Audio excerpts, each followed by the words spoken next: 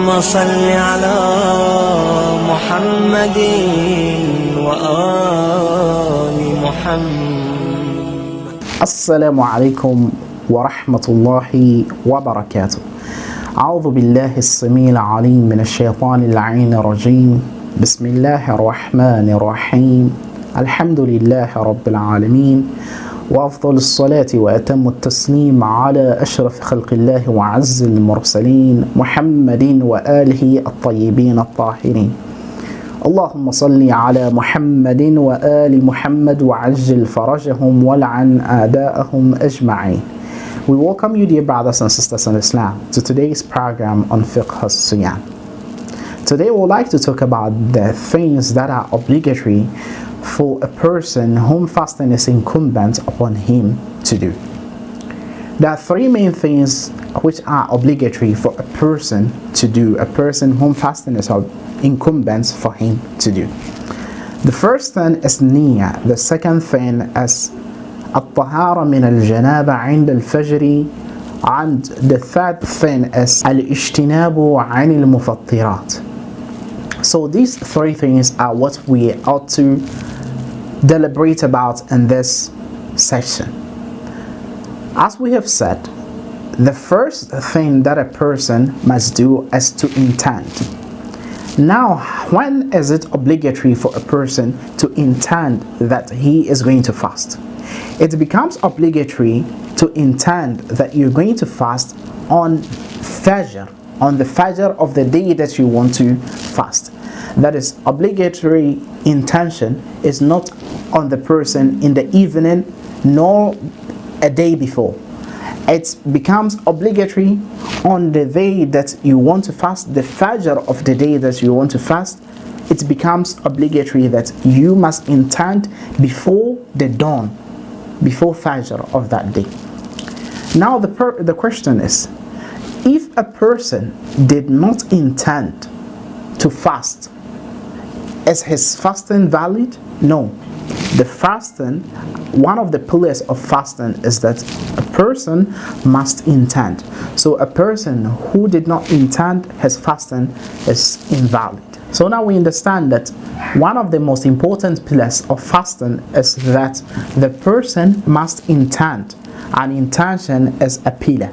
Hence, a person who fasts without intending to fast, his fasting is invalid and it is not accepted. Also, there are conditions of a perfect intention, and among the conditions of a perfect intention is that the intention must be continuous.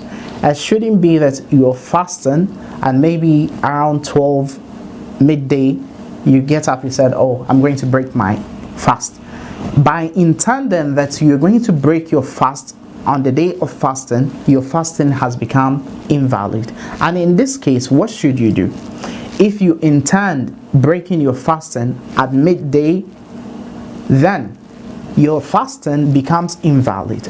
But the thing is that you must continue preventing yourself from eating, drinking, or anything that invalidates the fast until dusk. This is what our scholar said with regards to intention. So the intention must be continuous and there should not be any breakup within the intention. The next thing is that الطهارة من الجنابة. That is, a person must be clean from janaba. That is, at the dawn of fasting, a person must purify himself from ritual uncleanliness. A person must bath the ghusl janaba if it is obligatory for him to bath ghusl janaba. So this is also one of the most important pillars of fasting, that without it, if a person is aware that his fasting is not valid unless he purifies himself from janaba before Fajr and he did not do so, then his fasting becomes invalid.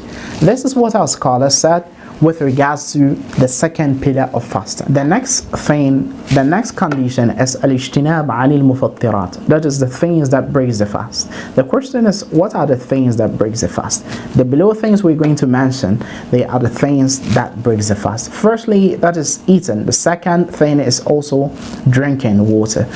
in any size, whether in small quantity or in large quantity, it breaks the fast. And the next thing is al-jima', that is having sexual intercourse by ejaculating or not ejaculating.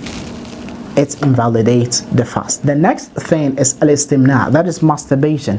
If a person masturbates and he ejaculates until semen pops out, then his fasting has also become invalid. And in all these cases, there is kafara and also there is qada after the fast. That is, there is expiation and also there is a repay of the fasting. The next thing is ال-كذب على الله وعلى رسوله والأئمة المعصومين عليهم أفضل الصلاة والسلام. That is lying upon Allah, His Messenger, or the infallible Imams from the Ahl al-Bayt عليهم السلام. Lying upon Allah by knowing that you are lying upon Allah, it invalidates the fast according to some of our scholars. And the next condition is immersing the head in water completely at once. If a person is fasting and he immerses his head in water completely, then his fast has become invalid and he must repay, and in some cases there is kafara for the person. The next thing is al-hukna bil-ma'i', that is fluid or liquid enema.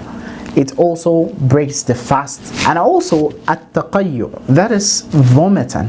Vomiting also breaks the fast, whether intentionally vomiting or unintentionally vomiting. Whether you're vomiting because it is as a result of doctor's prescription or not, it breaks the fast. However, if a person vomits unintentionally, then his fasting is still valid. If a person vomits unintentionally, however, if he vomits as a result of his sickness or doctor's prescription that he must vomit for him to be healed, then his fasting is invalid. And if there is no reason for vomiting, then there must be kafara and there must be qada. However, if there is a tangible reason like doctor's prescription, he's ill and other stuff, then there is qada after breaking of Ramadan. That is, after the end of Ramadan, the person must repay the mixed fast.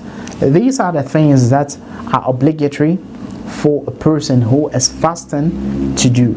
First thing, as his intention must be intact, and the second thing is that he must purify himself from at the time of dawn on the day that he wants to fast. And the next thing is he must stay away from the things that is prohibited in fasting. Dear brothers and sisters in Islam, so these are the things that breaks the fast, and inshallah subhanahu wa ta'ala we shall continue with our discussion sometimes. Wassalamu alaikum wa rahmatullahi wa barakatuh. صل على محمد وآل محمد.